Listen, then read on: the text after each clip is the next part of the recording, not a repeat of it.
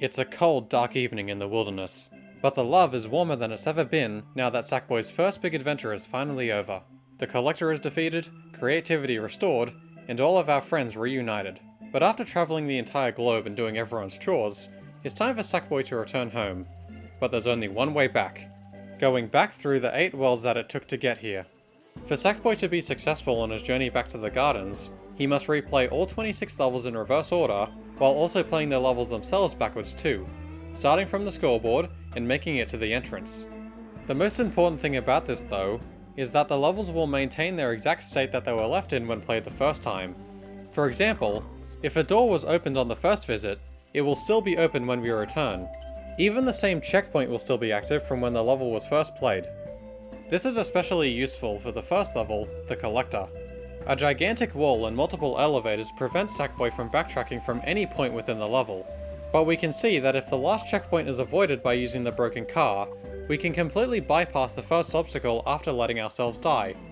So how far back can we get by doing this with more checkpoints? Well, thankfully, this level only contains 4 of them. So back during the first playthrough, we easily jump over the first checkpoint by falling into the nearby crevice. Then do the same thing to avoid the next one using a crack in the ground. The next checkpoint isn't until after the boss fight, and it's actually really easy to jump over using the box that falls down. Then, the final one is skipped like before.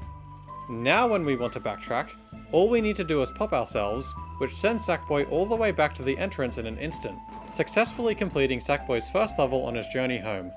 The Collector's Lair is a similar situation where a lot of sections are impossible to go backwards through, meaning we have to rely on checkpoint respawns again. And since this includes the beginning of the level with a massive downward section, we need to be able to avoid every single checkpoint on the first playthrough so that we can return to the entrance later. Luckily, the beginning section lets us get out of bounds quite easily, allowing us to completely avoid 2 checkpoints.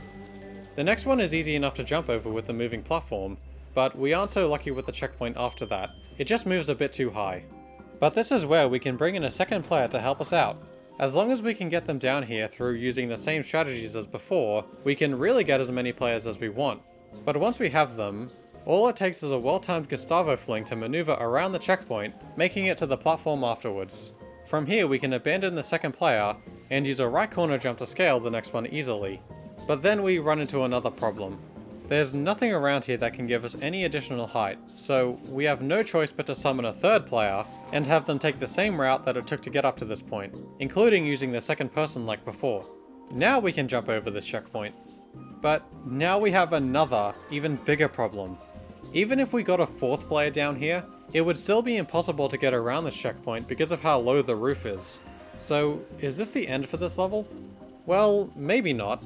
There is one other way to get past the checkpoint without activating it. In LittleBigPlanet, a player can only activate a checkpoint if it's still on screen. Meaning, if a sack person is off screen, being timed out, then they're actually able to freely walk back and forth past a checkpoint without anything happening. But how exactly do you control when a player goes off screen? Since when you try it, it kind of seems random which player has control of the camera. Well, coincidentally, it's actually controlled by the player that's closest to an unactivated checkpoint. This makes it kind of hard to abuse because it basically means that we need 2 nearby checkpoints for it to work. But luckily, that's exactly what we have in the Collector's Lair. Using the third player from just before, we can leave them standing right next to the unactivated checkpoint, giving them control over the camera.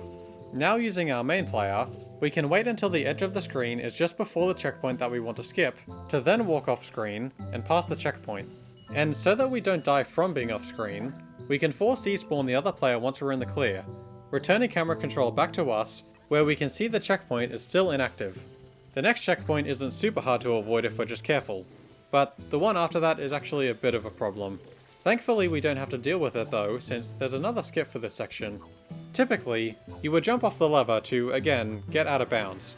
But due to the positioning of the checkpoint, we can't do this without activating it. Except for some reason, when the lever is in its down position instead, we can do it. So after pulling the lever, we can get back onto the platform for the skip by heading to the left and dropping down. Now we can do the jump and head into the later section while skipping several checkpoints. Thankfully the next one lets us jump over it, and the one after that can be avoided pretty easily by just swinging ourselves to the right. Now after riding to the end with the king and queen, the final checkpoint of the level can be jumped over from the horse, making it to the scoreboard. Now when Sackboy revisits the level on the way back, all he needs to do is pop himself, which transports him all the way back to the start, ready for the next level. Unfortunately, the bunker also has some sections that we can't backtrack through, so from now on, the way that we'll check if a level is possible to complete or not is on the first playthrough, we find the checkpoint that appears before the first section that we can't go backwards through. Then if we can avoid all of the checkpoints after that one, then it is possible. So if we apply that to this level, the earliest part that we can't backtrack through is at the first conveyor. So we kind of immediately fail with this one since it's impossible to avoid the checkpoint here due to how little space is around it, and we also can't get it off screen in any way that works. But that's before realizing that going through the conveyor belt section isn't the only way to reach the scoreboard.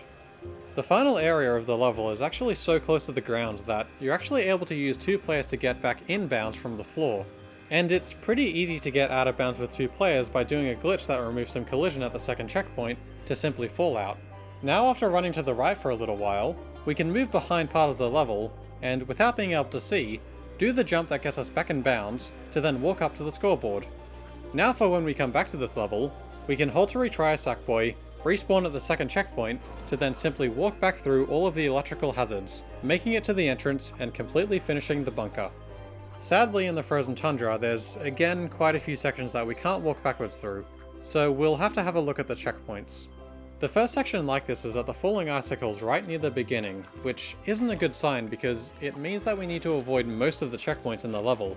Again, you can make it up onto the platforms in the middle layer, but when you try to go backwards it all falls apart too quickly. The checkpoint just after this section can be walked over pretty easily though, and the upper platform lets us get around the next one. At the top of the icicles, a right corner jump can be used to swing over the next checkpoint, and the next one can again just be jumped over. It's the next checkpoint that we have the most trouble with though. But I mean, even this one isn't even that bad, because we can pretty easily just get a second player down here to help us jump over it. The ice slide section thankfully doesn't have any checkpoints in it, with the next one appearing after the soldiers, where instead of getting another player to jump over it again, we can instead use one of the soldiers to get around it. We just have to make sure to push the main soldier past before that, so that we can grab him from the right side. And that's actually all of the checkpoints in the level that we needed to skip. Meaning that when we want to backtrack this level, we can pop Sackboy to respawn just before the icicles, where it's then extremely easy to walk back across the ice, past the bear and over to the entrance, completely finishing the entire wilderness backwards, ready to move on to the temples. But if you wanted, it would actually be possible to skip all of the checkpoints in this level too, if you just go around this one, and use another player for the checkpoint after it. Alright, with the start of a new world, hopefully it's time we start doing some more backwards movement instead of just respawning at checkpoints. But with the area that we have to get out of, it doesn't look very good. A giant wall blocks us from truly getting out of the wilderness. And even while using a second player to get an insanely high jump, it's still too tall. Thankfully, the solution is easier to do than that though, where on the first playthrough, we just use a second player to jump over the checkpoint here, letting us respawn outside of the wall to start properly backtracking. The fireballs are easy enough to get past, and the wall afterwards is pretty easy to jump over by using another player. But there are kind of some blocks in the way where we want to go from here, because on the first playthrough, the only way to get through this section is to let them fall down. But this isn't the only area that we have access to from this point, where if we head to the left, we find the multiplayer section for this level. While the wall keeping us in here is pretty tall, if we just climb up as normal we can actually see where it stops. So all we have to do is keep using our second player and jump over it, getting past that falling block section. And from here it's pretty much just normal platforming until the end. It's just a little bit harder with having to go backwards through the cycles, but nowhere near impossible, letting us complete this level entirely in reverse to move on to Elephant Temple. This is another level that requires us to do a lot of checkpoint avoiding because there are just too many sections that we can't get through, like at the moving boxes and the wavy area.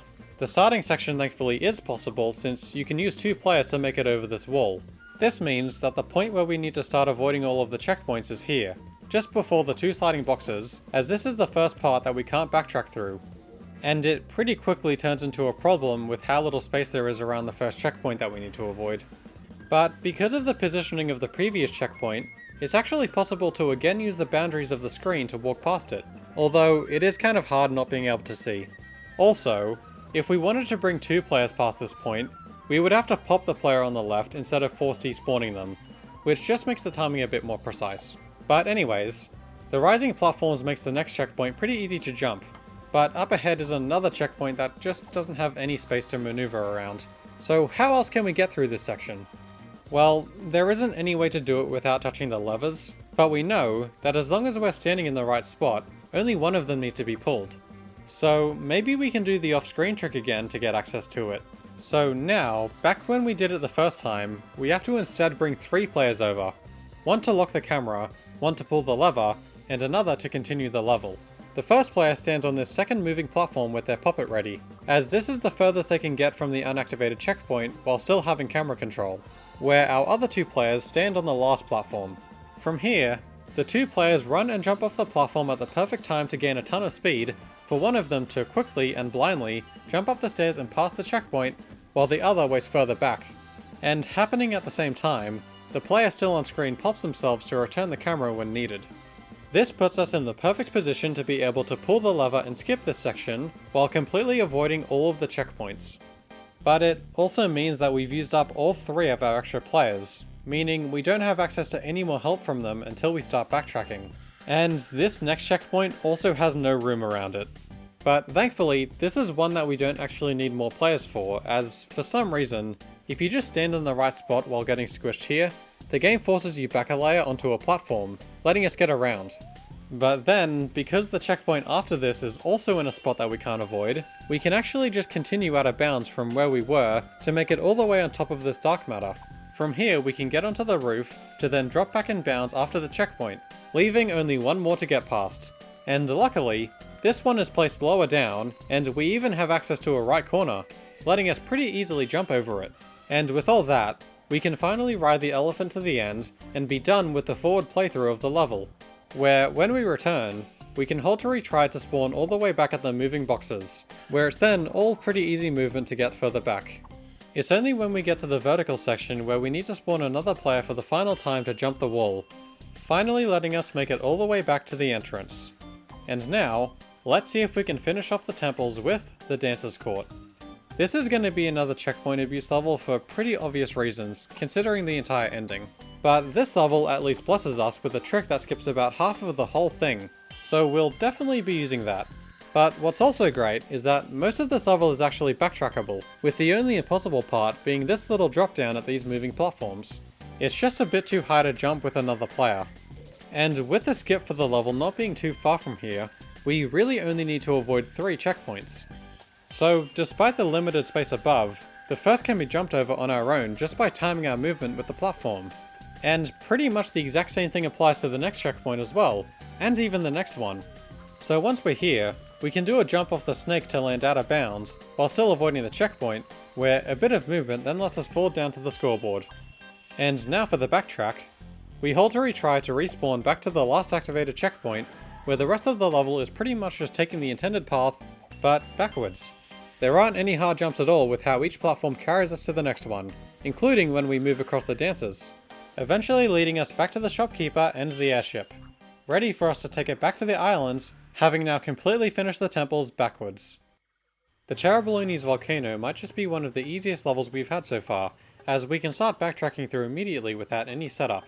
The volcano section is made even easier than normal because of how we can drop down near the sticker switch to avoid most of it. We then meet back up with the airship, where it's easy enough to fly straight out of the volcano and towards the fortresses. Because of the nature of this vehicle, there really isn't anywhere that we can't go while using it, making it incredibly simple to go back through the main path, where after we go past the next fortress, we fall down with the airship to hop off and make our way up to the entrance, completing our first level of the island quite efficiently, but maybe that was to prepare us for the next level. Sensei's Lost Castle is kind of nice to us with how the last checkpoint is actually before the zipline, so we can get back up there pretty easily. But once we go past the ninjas, we find a closed door that we can't really do much about, so it's time to look at the checkpoints. Considering that it's actually possible to jump the wall at the beginning using one of the ninjas and another player, this makes the earliest part that we can't backtrack the balloon section. From here it's pretty easy to skip the next checkpoint, but the one afterwards requires us to use another player. In this section though, they're all off to the side, so it's easy to go past, and the one at the very top is actually able to be jumped over if you just get some good momentum from the red wheel. And then, The sponge that takes us over the electricity happens to move itself upwards at the end, letting us swing over this checkpoint too. And it's even easier to do that with the one at the bottom of the zipline with how much speed we get. Now, for the checkpoint near the ninjas, we probably could avoid it by using one of them, but because of the next 3 checkpoints, we're probably going to want all of the players that we can get, and there's only so many ninjas to jump off of here. So we may as well just use another player to get our 2 remaining ones past. At the top of the green wheel section, it actually looks like it should be pretty easy to get past, but because of how the smaller wheel is in the same layer as the wall, it makes it a bit harder. Instead, we have to swing it back and forth so it's far enough over for us to do a regular drop down to avoid the checkpoint. And now there's only a few left in the level to avoid, and we still have another player to use. But not for long, because after the doors open, there really isn't much to use to jump over the checkpoint ourselves, which means we'll be using our last player to get us over it. Then once we do that and defeat the boss, it unfortunately looks like we're in the exact same situation, but there is a small difference here. There's a tiny ledge on the ground for some reason, and it just so happens to be able to give us the perfect amount of extra height to jump over the checkpoint without any additional help. This makes the only checkpoint left the one that we spawned from at the start, and it might just be one of the easiest ones to avoid because of how much speed the ninja gives us, ultimately letting us fly over and take the zipline straight to the scoreboard, completing the forwards playthrough of the level. And now for the backtrack, we halt to retry to respawn all the way back to before the balloon section, where we then fall down past the red wheels and move back down the stairs. Now we just take one of the ninjas with us, spawn another player, and perfectly time the super precise co-op left corner jump to completely scale the massive stone wall. We then walk past the catapult and meet up with the sensei, to have completely finished the level and move on to the final part of the islands. When we start backtracking Endurance Dojo, it immediately seems like we have a problem. But as long as we just don't activate the last checkpoint by instead walking off at the top of the wheels, we can easily pop ourselves to get back up. The elevator section also seems like it could be an issue, but even without the elevator, the boxes and the green wheels are actually in the perfect spots to let us get through. Then after this, we can walk past the next couple sections pretty normally, past the green platforms and moving seesaws. It's after we bunny hop over the ninja poles where we get a bit stuck again. You can swing yourself about halfway up the wheel here, but what might be easier is if we instead make our way over to the multiplayer section. From here we can activate the sticker switch through the wall, then use the bouncy platform to get onto the wall, to then walk off the platforms where there's another red wheel anyway. But there's still hope. Because of how easily the wheel can be moved around, we'll get a second player over here to help push it. Where if we place them both as far apart as they can be, and then start pushing with both of them, it's just enough to get the first player to barely stand up and jump to safety, letting us move to the next part. We can go for a little bit longer without having many issues, until getting past the green platforms with this upward section. So because of this, we'll try to maintain our height for as long as possible, by instead taking the top path at the bridge, where instead of grabbing the lamp, if we do a jump off to the right, we'll find ourselves at the top of the part that we were stuck at. Then after staying on the higher platforms, we can do a pretty tight jump to reach the ninja poles, where if we get lucky enough, we can bunny hop across them to safety. There's probably a few different ways to get past this green wheel, but the way I found is to swing it around until it comes low enough to jump onto, to then simply ride it up to the platforms like an escalator. Thankfully now we can just go back to regular movement to get through the rest of the level actually. All we need to do is swing across the lamps and walk across the bridges to make it back to the entrance. Once again, completing an entire world backwards, getting Sackboy that much closer back home. But now, it's time to take the jet to the Metropolis. The construction side is similar to Endurance Dojo where we pretty much immediately run into backtracking problems because of the door that closes for the boss fight. But this is actually the earliest part that we can't backtrack from, since the other difficult section of this level can be beaten with another player. So if we can get around the checkpoint with the off-screen trick, then we can beat the level. But there's actually a different strategy that we can try that should be way more entertaining, because secretly, the boss fight section is actually possible to backtrack without respawns. When the boss fight finishes, one of the buttons usually flies around a bit behind the arena before going out of bounds. But because buttons are a solid object that you can stand on, if we get lucky enough we can change layer onto the button while it's falling, putting us behind the wall, which actually leads into a way earlier part of the level. But we can't just do this as soon as the boss fight ends because we still need to make it to the scoreboard. So what we can do is have a different player do this, who then waits here while we finish the level. Then when we're ready we can go back to him, and change into the same layer by grabbing after he jumps, which lets us barely reach him without moving back in bounds. Now, as mentioned before, we can simply walk down and we'll be near the start of the level, where it's easy enough to backtrack through the rest of the obstacles, making it back to the entrance and completing the construction site. Subway might just be the level that has the most sections that are just unimaginably impossible to backtrack through, so there's no doubt that we'll be focusing on skipping checkpoints. But it also happens to be the level that has one of the biggest skips in it, and with the beginning being one of the sections that we can't backtrack, we're definitely going to be using it, which alone skips 7 whole checkpoints for us. So after doing that by jumping up to this lamp, then using it to get out of bounds, to then make it back in bounds later, we're left with only 2 checkpoints that need to be skipped. And the first one is pretty easy to avoid just by moving the boxes around in the right way to jump over it. The real challenge is getting around the next one, which blocks the entrance to the elevator. And while this might be another situation where we could use the off-screen trick, there's actually quite a bit of room around this checkpoint. So after we get another player down here using the skip again, we can perform a perfect jump that gives us just the right amount of height to get over the checkpoint, but not lose momentum to the roof. After this, we just ride the elevator to the top and reach the scoreboard. Now when it comes time to do the backtrack, we just hold to retry to get sent straight back to the entrance from the very end, finishing Subway without any problems. Lowrider has a bit of a ledge to get around when we start backtracking, but it's easy enough to get past with the boxes. It also helps if we don't drive the car all the way over the first time so that we can use it to go backwards. Once reaching the checkpoint though, we have to walk, where after going past Mags we reach one of the harder parts of the level with having to climb back up these cars. We can actually make it onto the orange one on our own because of how the moving platform is in a different layer. But this is where we need to bring in a second player to help us keep going since there just aren't any other options. Even once we make it up here though, the electricity is surprisingly difficult to get around, but it's manageable. Then after this, we make it back to this car and start driving it backwards for a little, where it's then pretty easy to navigate our way back to Uncle Jalapeno. We can't really drive his car backwards though because of the ramps, but walking is perfectly fine. Where we eventually make it back to the very start, having now completed half of Sackboy's backwards journey through the game. Even this is an achievement in itself. But we're not done yet.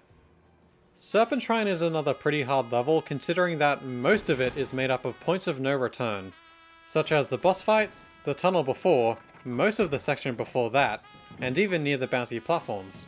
This makes it so that we need to skip every checkpoint that's after this Serpent's tunnel, as this is the earliest part that we can backtrack from. But unfortunately, the one thing that this level likes to do a lot is place its checkpoints directly in between the floor and the roof, giving us absolutely no room to not activate them. This means that the only way that this might be possible is by moving the checkpoints off screen to get past. But if you remember, this only works if we can have one of the players standing next to an unactivated checkpoint, and all of the ones before this are the same, where there just isn't any room to get around, making it impossible for us to set up the trick properly, ultimately meaning that this is sadly where Sackboy's journey ends. There just isn't any way that makes it possible to make it back to the entrance while starting at the scoreboard, no matter what we do on the first playthrough, which is pretty disappointing. Partly because this level still has some cool strategies, like how you can actually make it back through the boss fight if you try hard enough, and by using the multiplayer section you can actually skip a decent number of checkpoints by jumping out of bounds and landing near the end. Oh well, I mean, Sackboy does kind of have this spaceship thing called the pod, so let's just let him use it this one time to get past Serpentine so that we can continue moving backwards on foot. And the mines is another one that pretty much doesn't let you go backwards through most of it, with the constant downwards falls and auto-scrollers. But hopefully this time we'll have more luck with the checkpoints, since this level isn't nearly as claustrophobic as the last. So after throwing Uncle Jalapeno into the fire pit, our inability to backtrack actually comes very quickly with the red wheels that both spin in the opposite direction that we want. So we have a lot of work to do to avoid the next 12 checkpoints. As for the first one, it really isn't too hard to get around it if you just hit the ground in the right way to fly over. Then, even though it might not look like it, a well-timed jump is just enough to skip the next checkpoint despite the roof being in the way, meaning we still have access to our 3 extra players if we happen to need any. The third checkpoint has always just kind of been optional with how easy it is to get around it. It's not in the way at all.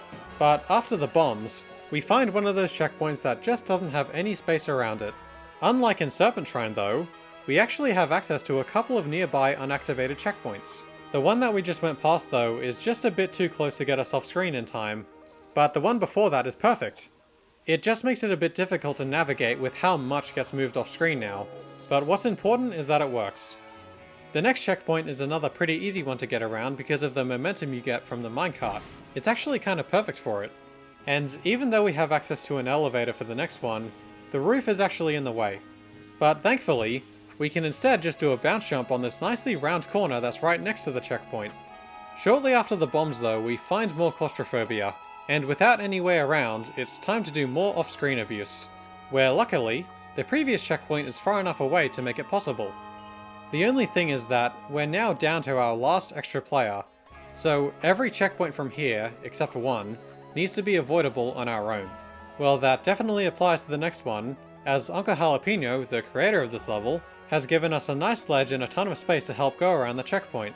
The next one is kind of tricky because it's another spot where we should be able to do another bounce jump to get over, but because of the minecarts, Sackboy likes to change to the middle layer while jumping, causing us to hit the wall, but thankfully, it just takes a bit of lucky movement to not change layer, letting us jump over the checkpoint. And the next one just continues with the difficulty, as even though it sort of looks like we could do another bounce jump here, it's just not able to give us quite enough height to scale the checkpoint's range. So this is where we'll be using our final extra player to help us continue, in the hopes that the remaining two checkpoints won't get in the way. And the next one gives us basically the same thing, but with an even steeper slope. Except this time, there is actually a back layer that could be useful, as well as the minecart that we jump out of. So instead of trying to get a ton of speed to fly over the checkpoint, we can actually really quickly set up a right corner jump off the minecart to get into the back layer, getting around the checkpoint. Although it probably still would have worked even if we stayed in the middle. Alright, one checkpoint left and we'll be home free. Typically, this would be a situation where we wouldn't be able to do anything because of how flat the ground is. But the enemies are what makes all the difference, as we can pretty easily use one of them to bounce over the final checkpoint of the level. Now after running away from the fireball, we can reach the scoreboard where there aren't any more checkpoints, allowing us to finally do the backtrack. We pop ourselves to respawn all the way back up to the two red wheels, where we can easily use the burning Uncle Jalapeno to clear the last gap, making it all the way back to the entrance and completing the longest level in the game backwards. We're not through with the canyons yet though, but Boomtown should be a lot easier than the last two, especially considering that there's another large skip. So to avoid the underground section, we'll complete the level on the first playthrough by getting out of bounds near the bomb car and walking to the scoreboard. This way, when we start backtracking we can just hold to retry to skip the entire ending section, spawning us by the jail. We can then jump the gap back to the rocket car and walk through the town pretty easily. Most of the hill section is skipped just by falling down, but it's important that we take the cow with us if it isn't already on the ground, so that we can jump over the cactus. The biggest obstacle for this level is here, where we somehow have to make it back onto the rocks. It seems like you could probably just climb up the side of them after getting into this tiny gap, but the giant hitboxes on the spikes ruins it. It's possible to get all the way up onto this rock, but even that's too far away to make with a jump. It seems that the best way to do this is, before the stack of blocks gets knocked over on the first playthrough, we instead pull them to the left so that only the big one is on the other side of the checkpoint. Now when we need to get back through this section, it's possible to combine a co-op jump with a left corner jump to finally make it back to the rocks. After this it's pretty simple to walk back to the very beginning, but the entrance isn't here.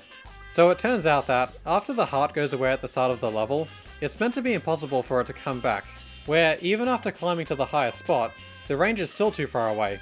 And while what we've already achieved should count for us completing the level, we can still try getting closer to the heart. It's actually not too hard to get in range of it just by doing a co-op jump, but since we fall faster than it does, we fall out of range and it goes back upwards. We can get a bit closer though by having our second player jump towards it at the right time, but it's still not enough. So, after getting a third player and doing the exact same thing, we're actually able to stay within range of it while reaching the ground. This then causes the door to open, letting us step inside and truly reach the beginning of the level. And while it wasn't perfect, we're now out of the canyons and ready to move on to the next world. And starting it off is probably one of the simplest levels in the entire game, which, excluding the entrance, only contains one checkpoint. When we start going backwards though, there's a pretty big gap stopping us. There is a trick to get onto the dark matter that goes above the whole level, but because of how it's timed with the ending sequence, there isn't any way to get up here while also getting to the scoreboard.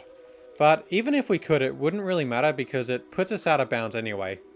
This makes the only option to beat this level is if we can respawn back at the entrance afterwards. But, of course, the one and only checkpoint of the level is completely blocking the tunnel out.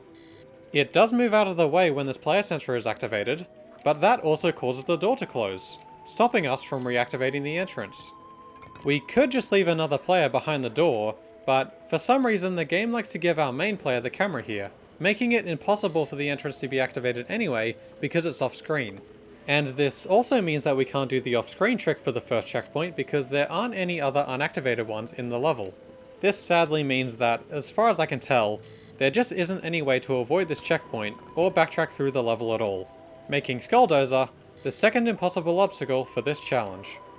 But hey, this level is so short that it barely even counts as a level, so let's just make an exception this one time and assume that Sackboy somehow found another way around on the world map.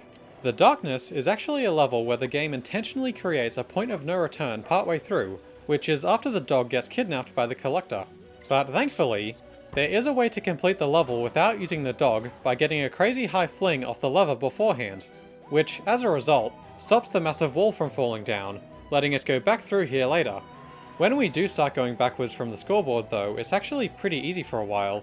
Everything moves down and to the left, including the elevators and other moving obstacles. It's when we reach this spike pit where we start to have issues. There isn't any way to leave the skull on this side during the first playthrough because of the slope that it's connected to. So this is probably where we'd start to look at what checkpoints we need to avoid to make this possible. But that's not actually the end of the story for this section. Very conveniently, we have this massive block of sponge to the right that isn't connected to anything, meaning, by using 2 players, it's possible to very awkwardly pull it up the stairs, and even across the smaller spike pit. Once it's over here, we can do a co-op jump onto it, and proceed to spin it as a wheel by using Sackboy's body weight, just like a circus performer. It's just pretty hard when rotating it back onto its short side. But once we get close enough, we can just jump to the other side. But for some reason for the next gap, the skull that we swing off is in a different layer than where we land. And of course, it doesn't let us change layer in time to make it, so we actually need to keep using the sponge. Thankfully though, we can get off to push it over easier since we can get back on by using one of the skulls. Then once it's far enough over, we can finally do a regular drop down off the skull to get past the spikes and the bat, leaving the sponge behind. But now, we can finally keep walking through the level as normal. Until reaching this wall anyway, where we just need to get another player from the previous checkpoint to help with the jump. And now, since we didn't let the dog get kidnapped earlier on the way through, we can keep walking back through this section as normal, where the dog is actually able to help us see what we're doing. We also have to use it to get past some of these spikes too. Then after meeting Frida, there's just one more section to climb back up. The first part is pretty easy to co-op jump up, but the second part definitely isn't, which we actually need a third player for too. The slope here makes it really awkward, but it is possible to get a jump just high enough to reach the lamp, to then jump over to the ledge, since the light is just a bit lower and easier to reach. And now, we've completely finished the Darkness, the second longest level in the game. And if we really wanted, we could even climb up the ladder to get even closer to the entrance, as long as we're bothered to get another player up here anyway.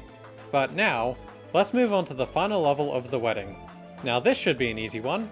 The wedding reception is a super open level with a ton of bouncy platforms, so we shouldn't have many issues. The start is pretty much just an easy walk past all of the springy platforms and skulls, where we then walk through the jaws of some of them. It gets kind of interesting at the section with the bungee sponges because of how far away the platform is, but by using the skull and the tiny wooden platforms, it's easy to make it across. We just need to get another player up here so we can get past the next wall, then the rest of this section is easy, with and without the balloons. We use the springy platform to make it to the next section, where we then have our last hard jump of the level. We can do a co-op jump up into the skull's mouth, it's just a little difficult because of the slope again, but it's fine. This now lets us walk past the butler and over to the entrance, finishing the wedding reception, and the wedding as a whole. Even though, again, it wasn't a perfect world. The fact that we made it through the Darkness though is pretty amazing in my opinion. But now, onto the second last world. Earlier, I was talking about how claustrophobic the canyons was. Well, the Meerkat Kingdom is probably the most claustrophobic level in the game, with there being practically no room around most of the checkpoints here. And with how much of this level is impossible to go backwards through, this is kind of important to know. Even after skipping most of the level by going out of bounds, we still run into one of these.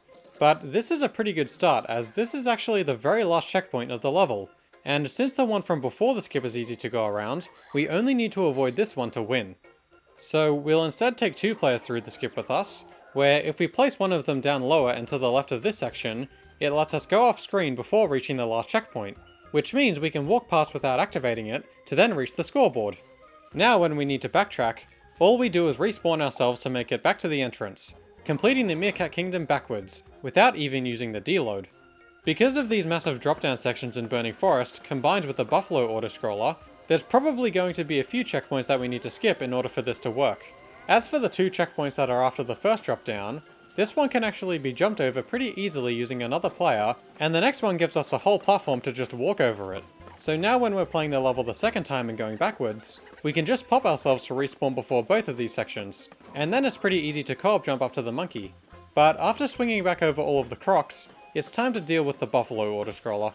A common theme when speedrunning, or doing any kind of challenge in this game, is that when there's an object that moves at all faster than Sackboy, it's very important to find a way to harness that speed for us to abuse. And with the number of crocs in this section moving their jaws at supersonic speeds, it's safe to say that we'll be doing that here. There's probably 100 different ways you can get yourself launched backwards to get past the autoscroller, especially considering that sometimes you can even get shot all the way back to the entrance in one go. But even if you only made it up the hill here, it's still very possible to go backwards across the Buffalo, down the bridges and along the small platforms to make it back to the entrance. So yeah, this level is very possible to do backwards, but flying over the whole thing is definitely the coolest, and also the way that we'll be doing it. Moving us to the final level of the Savannah. While it is possible to jump over the first wall in Swinging Safari using the monkey to go backwards, it's a lot easier to just pop ourselves and respawn at the checkpoint before. The next few sections of the level are pretty easy too. Whether we use the branches or the buffalo here doesn't really matter. Then there's a couple of different ways to make it past the drums. After this, it's really just basic movement through the level, falling past the giraffes and swinging off the monkeys when we need to. Then after going past more giraffes, we're pretty much at the beginning of the level already. All we have to do is get back into the submarine, completing the Savannah with a pretty easy ending, for us to now sail back to the final world of Sackboy's journey home, the Gardens. Only 4 levels to go. There isn't too much we need to prepare and skate to victory during the first playthrough, aside from leaving the skateboard at the top of the ramp so it can be used later. But this also means that when we start to backtrack, we have to find another way to get onto the ramp. Thankfully, the tree next to it isn't glued down, so we can very slowly pull it over to get a jump off of it. Then after getting to the top of the ramp, we can pretty easily use Humpty Dumpty to make it back up to the race gate. Then from here, most of the castle is pretty easy to traverse through since we're moving downwards the whole time. It's just hard to see the ghosts sometimes. Then as long as we put enough sponges in the box outside, we can leave the castle without any issues to make it over to the Queen, where we run into a pretty big obstacle. They've made it pretty much impossible to go back through this section for some reason, unless we have an earlier checkpoint activated, but that shouldn't be necessary. I didn't really want to use the reloading trick for this level, as being able to fly over the entire thing has always felt like a cheap way to win at some of these challenges, but there might not be an alternative. So what we'll do is we'll remove the collision of the checkpoint that's next to the Queen, then after it falls downwards, we can bring back the collision, which ends up shooting us up into the air, landing us at the windmill, making for a reload use that doesn't actually feel like cheating. After this, it's pretty easy to go across the windmills and back down to the King, completing Skate to Victory, without even having to skip any checkpoints. Get a Grip also starts us off with a hill that we have to walk up, but it's not nearly as steep as the last one and we can make it up on our own just fine. All of the castle section is then pretty easy, and we can skip some of it too. There is this wall afterwards, but because of the horse it isn't a problem, or we can just use the tree. It's not as easy getting over the next one, but the block here helps a lot if we just do a left corner jump off of it, or again use the tree. The horse helps us get over the next wall again, but then the one afterwards is a bit more of a problem. It'd probably be easy just to use a second player to jump over, but for some reason the trees in the gardens just don't like to be glued down, so all we have to do is knock over this tall one to create a ramp for us to get over. Then pretty much all we have to do for the rest of the level is use the objects in each section to backtrack as you would expect, finishing Get a Grip, leaving us with only 2 more levels. The beginning of First Steps is pretty easy to make our way back through, especially with the bridge still being lowered. It can be a little difficult making it back up the hill, but with the right movement it's not a problem. This gap probably would be an issue for us, but because of how the bird automatically comes down when you go through here the first time, we can easily just swing off it. And again, getting up here can be difficult, but it's nowhere near impossible with a bounce jump or using 2 people if you have to. Thankfully, we don't actually have to move backwards over the water wheel because of the front layer, where we can then pretty much just keep walking backwards as normal for a while without any issues. It's once we go past Humpty Dumpty here where we run into the biggest challenges for this level. But with how a lot of objects in the gardens are again not really glued to anything, we can just take something from this section to jump over the wall pretty easily. Then we can do the exact same thing for the next wall, but even if you couldn't move these objects, getting a jump using a second player would get us over just fine anyway. Which now just about finishes first steps, as the entrance is just down the hill and to the left of the king. And so, after 25 levels of backwards movement and strategizing, it's time to face the final level of Sackboy's adventure and the very first level of the game, Introduction. This is the only level in the game that doesn't have a scoreboard, so we'll just start it from the spot where the level fades to black. Pretty quickly though, when we start going backwards, we run into a big wall that closes where the costume cutscene gets activated. And due to the fact that the checkpoints found after this are also unavoidable, it kind of seems like we'd have to do something involving the rainbows found earlier in the level to get launched over the stage. Thankfully we don't have to do that though, since in a level that seemingly doesn't have anything to break, Media Molecule has given us a single lifeline to help us through. That lifeline being the circular X from Rex's name, the only thing in the whole level that we can freely move around. So on our first playthrough, we can take the X past the hole and over the few ledges that are in front of it, to then gently place it on the platform that the wall lands on. And while it might not look like much, when we start backtracking it helps tremendously, since for some reason, they made it so that the wall can completely retract itself, and being able to get underneath it happens to give us the perfect amount of leeway to make it happen. Thank you, Rex! Where after this, we can pretty effortlessly traverse through the rest of the level backwards and make it back to the very first entrance of the game, the one that started it all. Meaning now, we've totally finished all of the gardens backwards and completed an entire lap, forwards and backwards, of LittleBigPlanet story mode, through all 8 worlds and 26 levels. Well, 24 really. Out of the entire playthrough there were only 2 levels that we couldn't really complete backwards, which honestly is a surprisingly good result with everything that was thrown at us. If we weren't able to play the levels forwards first, then I think only a few levels would have been possible. So I hope that you've enjoyed how this challenge was set up. It was fun being able to exploit aspects of the game that we hadn't really looked at before, as well as playing the levels in a different order than usual. Thanks for watching.